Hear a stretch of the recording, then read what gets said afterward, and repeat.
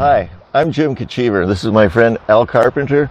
We're the Minnesota Beach Boys.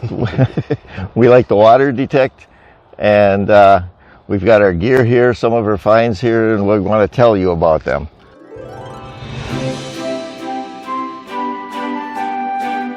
Well, my name is Al Carpenter.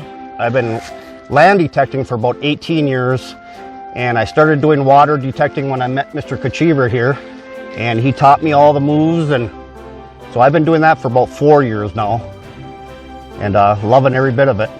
I've been detecting 26 years. This will be my 13th summer season of water detecting. We're wanting to present this to you because we're eager to get into the water, but the lake behind us, the ice just left about a week ago, so it's a little cold to get in. It's an awesome hobby. It's a lot easier than land detecting for us old people. You don't have to bend over. There's no bending over when you're out water hunting. That's you true. lift everything with the scoop. It's easy on your body. Okay, we've got our gear here, and it's stuff that we've developed that we like to use over a period of years. When I first started out detecting, I wore shorts, tennis shoes, and a t-shirt. Problem with that is you can't stay in the water very long and you get numb. So we've advanced. We use wetsuits now. I like the full wetsuit. You don't end up getting no bugs on you, no leeches, no bloodsuckers. It keeps you warm all day so you can stay in the water.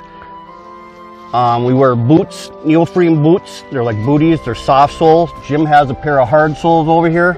They both work good. Mine are like tennis shoes on the bottom. But they keep your feet warm. They keep your feet from getting cut up because there is glass and everything in the lake. And when you get done detecting at the end of the day, you should always double rinse out your zippers. If you get sand in them, they will not open back up or close the next day you go out. So it's very good to rinse them out with fresh water. We take our XP Deus. I've had this in the water now quite a few times, just shallow water, but I just invested in a water kit and we plan on hitting it real soon. Yeah, I just bought the new ORX with the high frequency coil, and I'm really excited to try that one out in the water. We got the water kits for the detectors to make sure they're okay. We've got a couple different examples of scoops. Al, you can tell them about yours. My scoop here, it's a carbon fiber handle, which is really nice to have. You don't end up breaking it all the time. It's a large scoop. It's called the Stealth Extreme. It's held up through the years for me.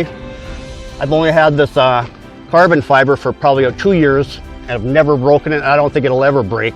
So it's a good investment, definitely. Jim has one of these also. Yeah, we both have them. I have this little one. As you can see, it's kind of bent at about a 20 degree, 30 degree angle. It used to be straight up, so when Al talks about breaking things, if you've got light gear, you'll break it. Wooden handles, you'll bend them. So when this bent like this, I put this brace on. I made my own modification. And actually, I like this one too. It has its place. I got some foam on it so it floats, don't drop to the bottom of the lake. Fine bags. We use our fine bags. They're mesh all through the whole bottom. We usually put the garbage in the big part and then put the goodies that we find into the small part. Yeah.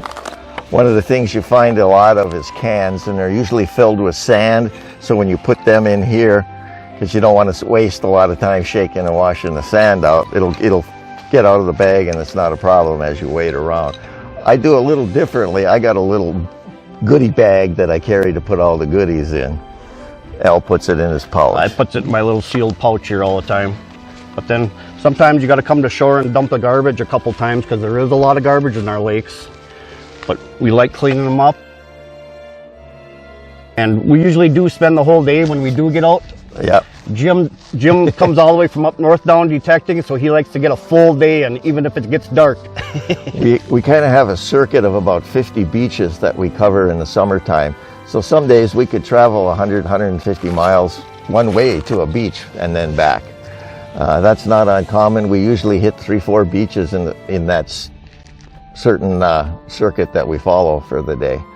So do they ever get cleaned out? Well, they get less and less, but they get replenished too.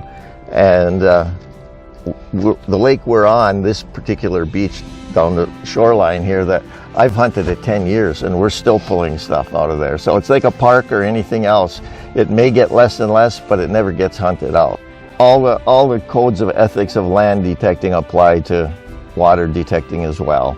You know, get your permission, take your trash, be courteous of the people, and you'll be a lot more people at beaches too. So it's important to be courteous and share with people, kind of, if they're interested, tell them what you do and show them a little bit of what you find.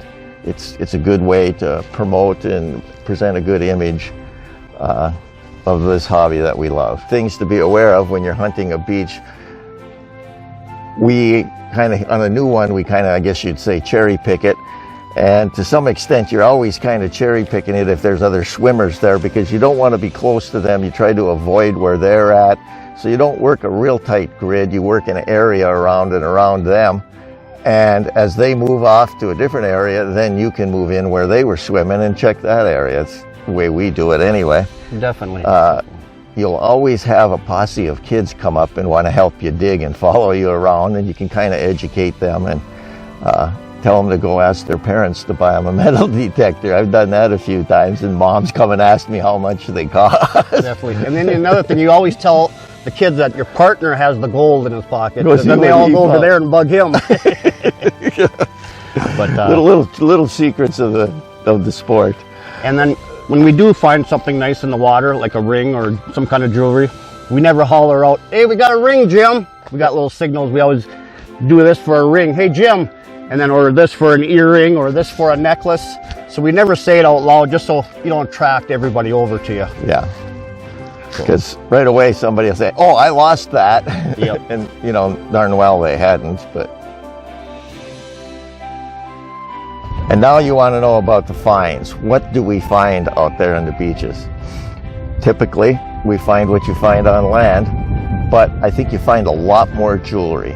You find coins, you find trash, you find odds and ends things, lots of keys, people swimming with their car keys in their pockets, you find cell phones, all of which you find on land too.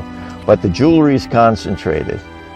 Elle and I have these display cases sitting in front of us here. There's over 500 rings in those cases total. We'll also show you how to pinpoint. A lot of our lakes are really dark and you can't see where your coil is. So we have a little trick of how we pinpoint them, just so you can mark it and dig. Some lakes are super clear. You can see your coil down there and you can easily pinpoint it and mark it. But a lot of our lakes, even if there's a little ripple on the water, you can't see down in it. So that makes a big deal if it's windy out or if it's calm out on seeing your coil. We hope to have a lot more videos this summer. We're going to be doing a lot of water hunting, and we can't take, for these XP Deuses, they go so deep in the water and the sand. I've dug wheat pennies probably 18 inches deep that I've cleared out with other machines and then took the Deus in there and it found them. So I know it's a good machine. It goes deep and we can't wait to use them. I got one thing I'd like to add. We kind of have friendly competition in what we find. So I think it was the first year Elle was water detecting with me. He says, "What's the most rings you ever found in a summer?" I said, 73. He said, "Well, I'm going to find 75. Yep. How many did you find that summer?" 111. 111. 111 rings. 38 of them were gold. That was a really high percentage, so I think that's really awesome. Yeah. Thanks for watching so far. I hope you enjoyed and got a little bit of information out of what we've presented here. Thank you. Thank you.